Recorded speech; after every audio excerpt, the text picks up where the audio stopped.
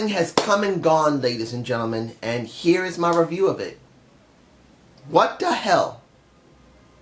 Okay. They're really trying hard to make Impact interesting. But to be honest, they're making some really bad judgment calls. First judgment call I truly believe they made a mistake on was the Eddie Edwards and Davey Richards Last Man Standing match. Look, I'm not saying the Last Man Standing match was bad. Honestly, it was not a bad match. It was actually a very good one. But why couldn't it close the show? Why couldn't they put this off 2 weeks, built it up a little bit more, and then let it close the show on another Impact? Why? Why couldn't they have scheduled this by itself? Why did you put it near the end of the show? Why? You could have tried to promote the X Division more. That's something I felt should have been done. It was a good match. And Davey Richards wins like he should. But it just doesn't feel like it was meant to be on the show. It felt like it was foolishly put in there, just hastily put in there, like it was meant to just be a throwaway match. And that angers me. This was not a throwaway match. They're actually putting a good amount of effort in there. Alyssa was there. She made it interesting. Angelina Love was there. She just made her boobs interesting. Look, I love Angelina Love. She's a good character. She knows how to talk. She knows how to wrestle. And in a dress, she looks freaking hot. I don't care if her boobs are a B cup. She makes those B cups look amazing. And she made that match very interesting, helping out Davey Richards. Beating up on Alyssa. And in the end, getting into the ring, taking Davey's hands, putting it on that beautiful chest, kissing the hell out of him and said, "Do it for me." He kicks Eddie Edwards in the head, not only with his boot, but with a chain attached to it. Kicked his head off and he wins the match. But why was this done near the end of the show when it should be by itself? This should be a special by itself with some type of stakes connected to it. Like saying Eddie Edwards would not have the right to try and go after the title would be Davey Richards. That's just how I feel. Then here's another thing I felt could have been waited for next week. And that's that backstage segment with KM, Sienna, Allie, and Braxton Sutter. And I still believe that Braxton Sutter, I'm angry because Braxton Sutter should have never won that match. And what I mean by that is not that he actually legitimately won the match. It was by distraction KM won. But then after the match was over, what happened? They kicked the ass of KM and Sienna. Why? They should not be able to get off at all. They should have gotten their asses whooped. They should have had their asses kicked. And there should have been no contest. Sutter should have got his ass kicked, no problem. Allie should have got her ass kicked, no problem. And that would have built us into something else. Now, it wasn't a bad segment when Allie and Sutter was interviewed by Mackenzie. I'm not saying it was bad. Now you see Karen coming in, shoving KM back, and showing a huge amount of cleavage. Look, as far as I understand, Karen Jarrett is about 44, 43 years old. She's only a little bit younger than me. And she's a nice looking woman. And I like a pair of boobs, but let's be honest here. What was the most important thing here? Was this about KM and Sienna? Was this about Braxton Sutter and Allie? Or was it, and I'm putting it dead in my face, it was Karen Jarrett's titties? Because those boobs were the most pronounced thing in that entire segment. And I'm sorry, I'm not trying to sound so sexist and like I was a horny old man, which in most cases, I'm almost 47 years, well, I'm only 46 years old almost. I'm 46 almost. I like boobs, but she's supposed to be a figurehead. Well, an authority figure, not a figurehead. An authority figure. Why is she showing so much cleavage, and why is she the most pronounced person there? She doesn't need to be. And I know I've heard Full Killer 99's prediction of what was going to happen with her. And I could see it going there. And I said this already. As a face, she sucks. As a heel, she could get away with it if it's only a minute of talking. Let's just hope they actually realize that and don't act stupid. But from what I saw, her breasts were the most important things there. And that sucks. But that's just me. The triple threat for the, well, not number one contendership for the X Division. This is still a test for Andrew Everett. Now, he did have a nice talking segment with Mackenzie. No problem. But because we rarely see the guys from the X Division, it doesn't really feel substantial enough. It still needs more. It doesn't mean it isn't a good storyline. At least we are getting a storyline for the X Division. We are having the Helms Dynasty going up against Andrew Everett. But I just feel like because we don't see Rache Rocket, we don't definitely see, who was the other guy there?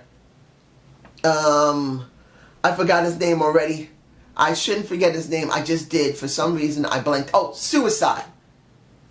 But, what? Why?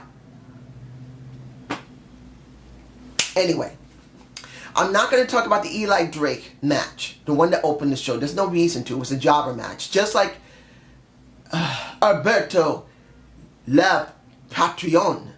He had a squash match, just like Eli Drake had a squash match. Admittedly, Eli Drake shouldn't have had to struggle. And this is something that angers me. Yes, it was a jobber, and it was a squash, to a certain extent, a squash match. Because, what is the guy's name? Connolly, who is basically Suicide as we know it. He shouldn't have had to struggle so much with him. Eli Drake should be a main eventer. And I just feel like, as he stands, he's not, and he should be. Le Patron. It was supposed to be a short match, and it was a short match, and it led to the end of the night, which I'll get to in a minute.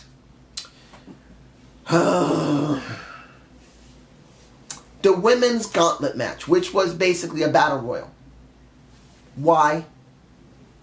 Why ODB? Look, we just saw MJ Jenkins. We saw, what was her name? ACR. That was Ashley, what was her name? Rodriguez, I believe her name is. And Brandy was there, and what was her name? What was the girl's name? I forgot her name. Ayla Story?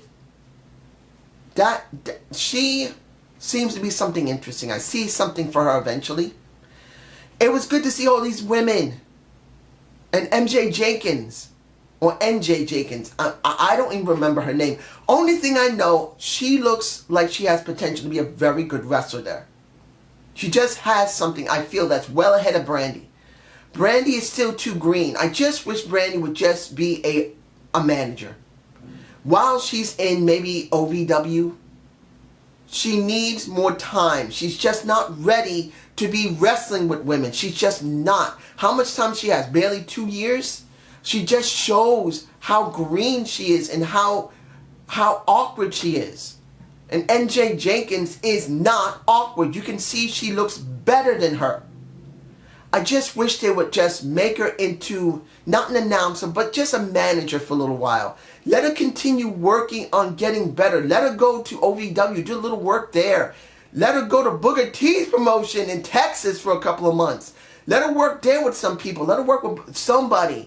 She needs more work. But this isn't about that. This is about ODB. Why? Why ODB? Why? Why ODB? Why ODB? I understand people are going to say, well, ODB has been around. That one dirty bitch, if that's her name. I've forgotten what her name is. It's been so long. I don't like ODB as the character she is now. She's been the same character for so long, she's boring. Look, she has a nice body. She doesn't talk that bad. Her ring work when she was maybe 5 or 7 years younger was not that bad, but now she's not in great shape. She does the same stuff. She's actually boring. That little stunt they did with piling all the women up and hitting all those women, her big breasts, did not make it better. I'd rather see someone better than her going up against Rosemary. I just... okay. What is next? The Storm segment. I like seeing James Storm. I love me to James Storm. And that segment he had, the vid pack segment he had. No, sorry, I'm getting the segment he had in the ring and the video package. The video package talking about his song was actually quite well done. It's good to hear the reason why that song means so much to him. Then we had the in-ring segment. Wasn't bad to see why he broke away from DCC. And I gotta say this about Kingston. Finally, I see something from Kingston that makes me feel like he could be something. Because he barely talked before, his ring work wasn't that good because there wasn't that much of it. It was either Bram or Storm who did most of the work. And it was Kingston who was outside who would do the assist. So at least hearing him for the first time really passionate about it wasn't too bad. Not great, but it wasn't too bad. Seeing that they got their heads kicked off and Bram basically being Bram was understandable. I'm alright with that. That at least made me understand what Kingston was and the setup for the end of the night when it came to Bram. Let me see, am I forgetting anything? The LAX segment, pretty much in Florida, talking about getting the tag belts, which is still the old ones. Why are they still sporting the old ones? When are they getting the new ones? I heard they're getting new titles. Hope it comes soon because I want to see Impact tag titles, not TNA tag titles. But it was okay. I just hope they have more segments at Impact as much as they have segments outside. It doesn't have to always be in the ring. It could just be an Impact. Something interacting with the other wrestlers. Beating them down. Showing that they mean business when they're going to kick everyone's ass. Because that's what they said they're going to do. Now, it's time for the end of the show. If I'm forgetting something, I'm sorry. The opening of the show, when it came to seeing that JB and Josh had their attitude, understandable. End of the show. I didn't know how to feel about it. Not that it was a bad thing to do. Two announcers having problems, which they actually did legitimately have beef. They capitalized on that beef. And now, and I'm making it very clear, Josh Matthews has really good heat. You may not like him as a ring announcer or as an interviewer or as a color commentator, but as a heel, he's good. He's annoying. He's frustrating. He makes you think, bitch. That is the work of a good heel that is a commentator. That could become a ring announcer. That could be an interviewer. That is good heat with good work. And I like it. Thank you. Oh, thank you, Josh. I like it a lot. Now, what did we get at the end of the show? We got the people that's going to be on Josh's team, which is going to be Lashley, Bram, Eli Drake, and Tyrus. Now, you go over to JB's team, we only got about 3 reveals. We got Alberto El Patron, we got Chris Masters, which is Chris Adonis, and then when the fight broke out, and basically JB's team got their asses handed to him, it was the Matt Morgan. Oh, I am so happy to see the blueprint in TNA. I always felt Matt Morgan was incredible potential. I always wanted to see Matt Morgan back in TNA. Well, Impact Wrestling. I understand the reason why he didn't, because I have seen the podcast he's been on. What is it? Wrestling Inc. or NIC. I can't remember exactly. And he said pretty much, I'm not going back there because I want to work and be around my kid.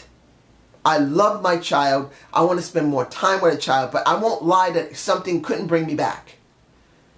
Looks like this might be the one time he came back. He's getting paid some good money. Took a little time off from his job. went back to wrestling probably just this one time, a one time only. I'm happy to see him.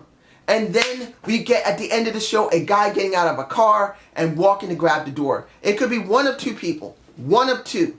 Jeff Jarrett or Sting. This is my feeling about it.